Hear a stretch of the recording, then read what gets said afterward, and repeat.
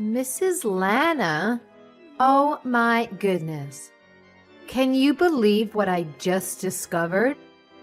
You ate all the strawberries that I had been saving in the fridge. I mean, seriously? I was keeping those for myself. Oh dear. I must apologize. I didn't realize they were off limits. I ended up making some strawberry jam with them. I can't even begin to wrap my head around this, Mrs. Lana. Those strawberries were not your average ones. They were expensive and the best you can buy. You can only find them in selected shops, and they were imported all the way from Japan. I had something special planned for them, and now they're gone. Well, you see, Violet, those strawberries were starting to show signs of spoilage. I've been thinking about this for a while now, and I believe it's important to only purchase food quantities that we can consume in a timely manner. I understand that you like to savor the finer things, but it often leads to waste when they go bad. Excuse me? Did I ask for your opinions on my eating habits? I don't need to hear anything from someone who can't afford to enjoy the finer things in life. You wouldn't understand the joy of cherishing these delicacies.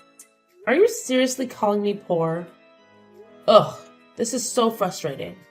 I can't take this anymore. I only agreed to move in with you because Steve promised me numerous benefits. But all I've experienced is stress. And what's worse, you help yourself to the nice things I buy without even asking. On top of that, you only contribute to a small fraction of the rent. And to top it all off, you don't even appreciate your daughter-in-law, despite everything she does for you. I'm sorry, but what exactly have you done for me? I let you live with me. I graciously opened my home to you. Didn't Steve mention that he wanted us to live together before the two of you got married? That's beside the point. I can't take this anymore. I've reached my limit. I've decided that I'm done playing the role of the sweet, submissive housewife. From now on, I'm going to prioritize taking care of myself and my own needs. Have you ever really been kind to me, Violet? You claim to be a devoted housewife, always trying to impress Steve. But the truth is, I'm the one who ends up doing most of the housework while you lounge on the couch, endlessly scrolling through your phone. Shut your mouth, you peasant. Don't you dare speak to me like that. Steve, I need you to tell me what you told Violet to convince her to live with me. Huh? What do you mean, Mom? She just threw all of her anger at me and that this isn't what she signed up for. And that you told her that there would be benefits on her side by living with me. She even went as far to call me a peasant. And that I should be ashamed for not being able to spoil her. Violet told me that you were the one who came up with the idea to live with me. And that you convinced her to do so. So I need to know what you told her. Just come clean with it. I need to know this to straighten out this whole situation. Besides, I've been having a feeling that you're lying to me for a while now. What? I mean, you had a bunch of money inherited to you when Dad died, didn't you? He worked at a decent company, so I imagine the insurance was great. Therefore, I figured that you had enough to be well off for the rest of your life. Maybe even better than well off. So I told Violet that you would support us a pretty good amount per month if we let you stay over at our place. So we had a discussion and decided that it would be best to rent the money that we need for now and have you support us to pay it back. And you tried to ask me to live with you guys without raising any suspicions by keeping something so huge from me? Wow. I remember how happy I was when Violet told me that she wanted to keep me close for when I grew old. It was all about just money, huh? You don't have to say it like that, Mom. Don't you enjoy our company? After finding out about your motives? No, I don't. You turned Violet into a cold-hearted liar. Now all she does is complain about my presence and call me poor. I should never have even bothered living with the two of you. So explain everything to Violet right now. That there was never a conversation about me providing for the two of you, and that you lied about it. And while you're at it, apologize and tell her that you'll single-handedly provide for her from now on. What? How did our conversation end up in that direction?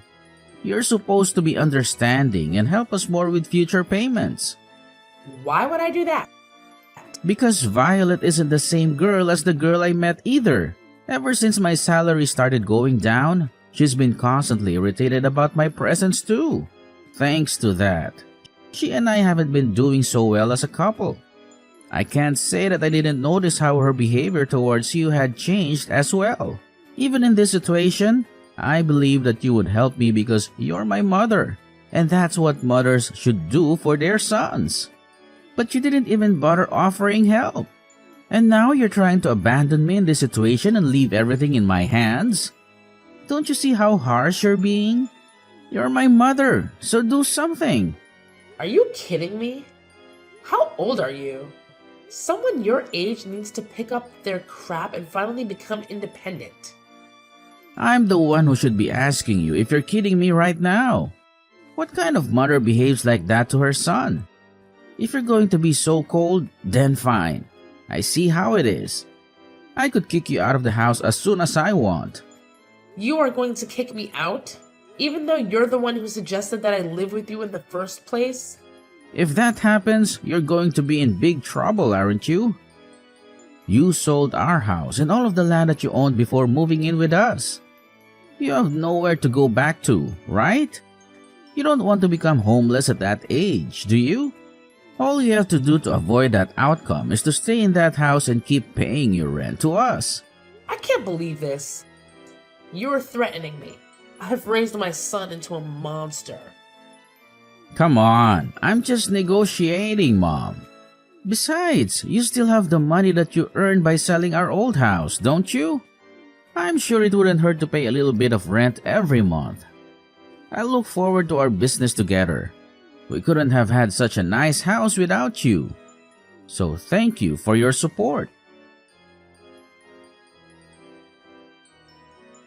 When are you going to pay rent for this month?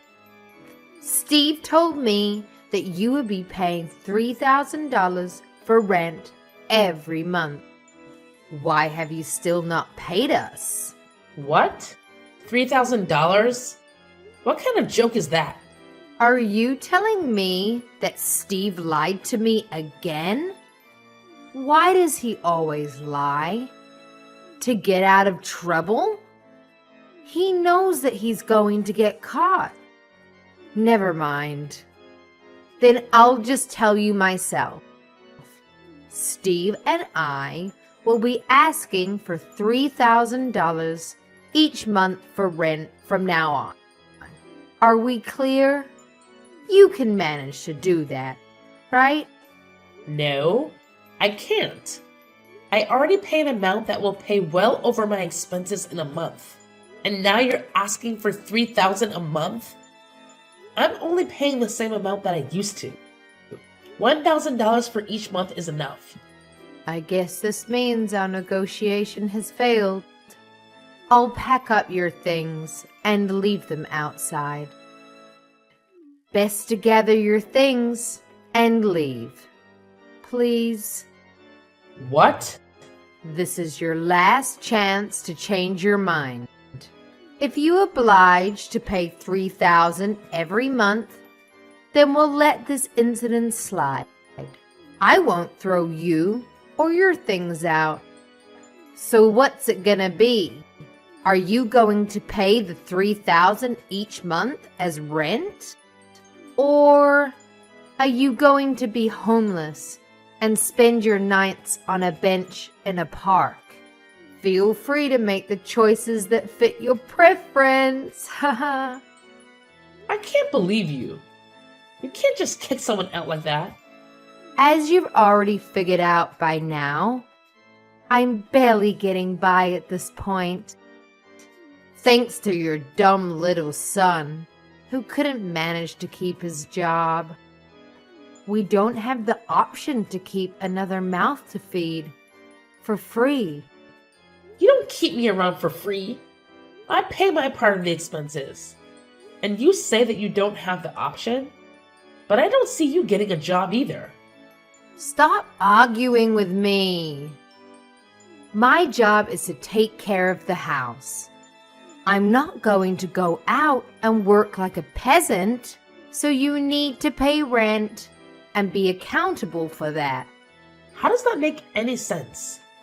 But you choose to ignore our needs and neglect your part in supporting us.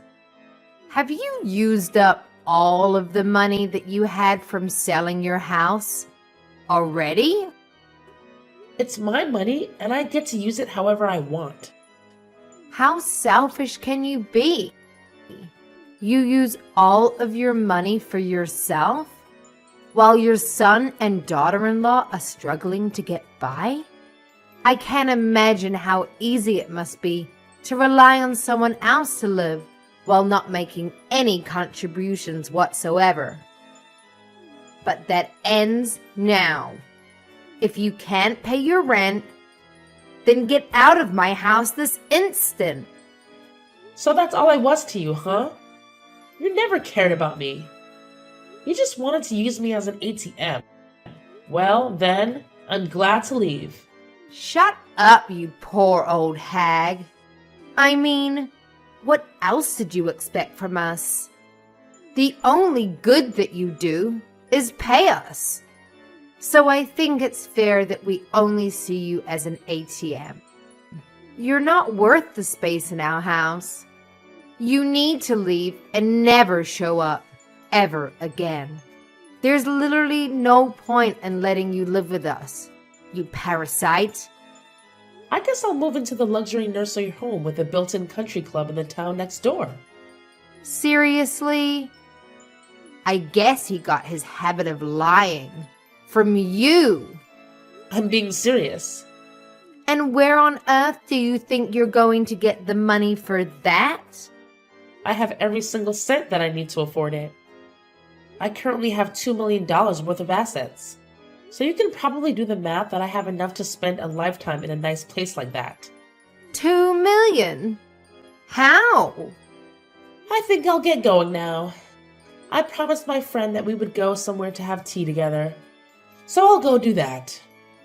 As a matter of fact, I'll stay at a friend's house tonight. So please leave my things at your front door. I'll be moving into my dream environment after that. So you won't have to see me ever again. I can't tell if you're joking. You're kidding about the $2 million, right? Even if your husband passed away and left an inheritance, $2 million is unrealistic. Oh, it's not my husband's. I made it myself when I was younger.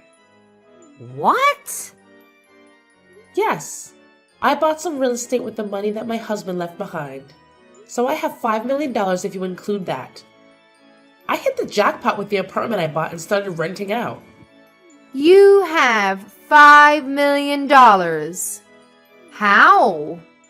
Because I plan ahead and save up money before I make financial decisions. Unlike your dumb little husband. This whole situation doesn't make any sense.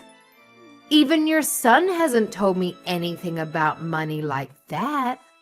I'm sure he'd be aware if you had assets like that. I've actually never mentioned it to him before. I sold the company that I was running at the time, as soon as he was born. So you sold your company? You're trying to tell me that you were a business owner? Yes, that's exactly what I'm trying to tell you. I was a big risk taker when I was younger. I started lots of businesses and most of them failed. But one of them really took off, and it expanded to a pretty good scale. I can't believe this. I married my husband right after that, though. So I ended up selling the company for a pretty good dime. I found it more important to marry and devote myself to the love of my life. Therefore, I sacrificed the potential of becoming a billionaire to pursue it. How could you sell your company for a reason like that? Are you stupid? Do you think so? Because through my eyes, it seems like you and I are doing the exact same things. Quitting our jobs to become housewives. I just wanted to support my husband with everything I had. So I did exactly that. He was very kind, but he had trouble balancing his tasks. So I had to step in all of the time, and I enjoyed it a lot. The money that I got was just a bonus. And that's how you got $2 million. Exactly. So that's probably why Steve never mentioned it to you. He simply only knew me as a housewife. The subject just never came up because we were all happy with the situation that I created. Honestly, my brain can't keep up with all of this. Then you can look it up on the internet tonight. The company is still pretty large in scale. I'm sure you can find my Wikipedia or something as its founder. Mom? What do you mean? You used to own a business? Why did you never tell me about this? And your savings? That should have been the first thing to bring up when you started living with us. Let me ask you this. Why would I have to tell you what my savings are? In fact, why should I even financially support you? Are you serious? Yes, I'm serious. This is my money, so I get to use it however I want. Is there some type of law that obligates me to help you out because I'm your mother? But I'm your son. Isn't helping me out when I'm struggling the normal thing to do? You don't get it, do you? I'm not going to help you. Especially because you're my son. I care for you, so I need you to learn how to keep going on your own. Come on, Mom. Don't be like that. Look, I'm sorry about all of the things that Violet said to you. I really am. And I'll make sure that she understands her faults too. So can you please come back and live with us? Violet is saying she'll do all the housework from now on. And I'm sure things are going to work out this time. All you need to do is support us the way you always did. And all are going to be well. Sorry, but I just finished signing up for the nursing home that I was talking about earlier. So no, I won't be moving back with the two of you anymore. What? Have you already finished signing up? I mean, I can't just stay at a friend's house forever, can I? The place I'm moving to has a whole building to itself. So I'll be spending the rest of my life shopping and sipping margaritas next to the pool. My friend even said that she's moving in with me. So we'll be having the time of our life. They own a whole building?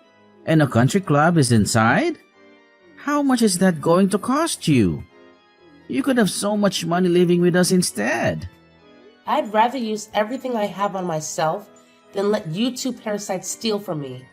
I hope you and Violet live happily alongside each other. Don't mind me anymore. This poor old hag will be living in a beautiful nursing home with everything she needs to be the happiest she could be. Mrs. Lana, what have you done? What are you talking about? You know what I'm talking about. I really don't. The neighbors. They keep staring at us like we're criminals. And when we approach them, they wouldn't even look us in the eye. It's very difficult to live comfortably when you're surrounded by people who treat you like that. And why do you suppose that I was the one who did something? Because we haven't done anything to any of them. And this all started since you left our house. Well, I'm so very sorry for the two of you. It might be because I stopped donating to the city. What do you mean? I'd actually been donating to the city for a long while now. You know, giving back to the community feels great. So I'd make large donations towards schools in this area. I also donated all of the money that was used for the furniture of the city hall. That was built up a while ago. I'd make donations like the above every year. You do all of that for people you've never even met? But you still can't pay for our house? How is that fair? Because a couple of adults should be able to account for their own expenses on their own. I lived in that city and the responsibility was partially mine. So even though I'm not strong enough to participate in volunteer activities, I contribute by using my wealth for the good. But now that I've left that town, I've stopped making those donations. It's not my responsibility anymore. What are we supposed to do now? Everyone knows that the two of us were the reason you had to leave. So everyone in the city thinks we are a nuisance?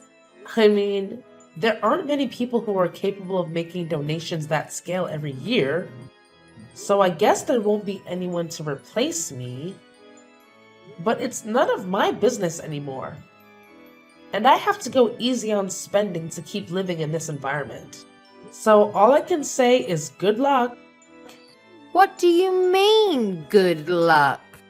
How are we going to keep living here if every single person hates us? Please, come back to town.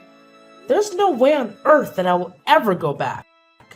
I mean, who in their right mind would leave a living dream to go back to live with a crappy married couple? If the donations are the problem, then why don't you two just make the donations instead of me? It feels amazing to be able to give back to your community and be appreciated by the people at the same time. I think I've always had a thing for taking care of others. Then take care of us too. Please. Why are you so cold to the two of us? Because it's my policy. I only like to take care of people who I like. Do you not like us? No. I like everyone in that city because they supported me a lot. When my husband first passed away, I had to start raising Steve alone. That's when I decided that I wanted to start making the donations. I'm proud to say that I can probably make any type of sacrifice for the people who I love. But I can't do that if I hate you, right? I don't want to pay a single cent for the two of you. You hate us that much? Your own son and his wife? Yes. Even a grandchild wouldn't convince me to bring the two of you into my life ever again. I can't believe you just said that. Boo-hoo!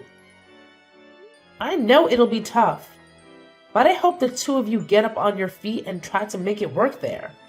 Now, I'll have my afternoon tea on the terrace with my friends. Goodbye. After that whole ordeal, let me tell you, I wasted no time.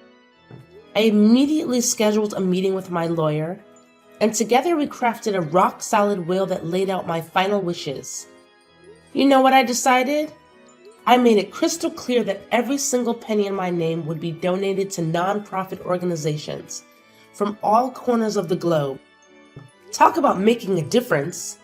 As soon as I sent out the letters notifying these incredible organizations about my intentions, something amazing happened.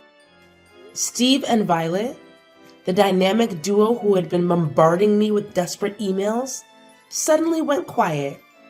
It's like a switch had been flipped. And they finally realized it was time to step up and take charge of their own lives. Can you believe it?